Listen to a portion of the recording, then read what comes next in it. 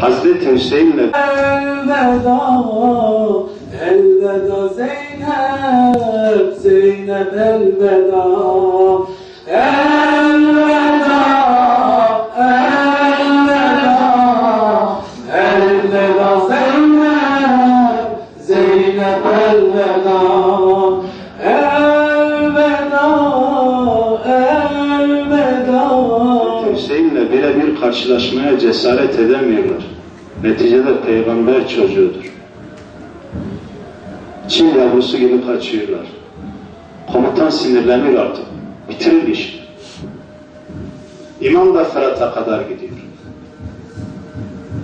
Orada eğilip su içecek, tam suyu içecekken bir tanesi böyle gülerek diyor ki, sen diyor nasıl su içersin ya?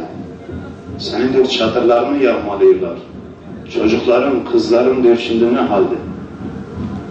İmam suyu boşaltıyor. Ve çadırlara doğru koşuyor. Tabi çadırlara varamadan imama oklar, mızraklar ki bir rivayette vücudunda 33 tane ok, 34 tane de mızrak yarası var. İmamı katlediyorlar. Kanını göğe atıyor imam. Ben bir Rabbimle ve onun Resulüyle bu şekilde karşılaşmak istiyorum. Yüzü gözü kan içerisinde.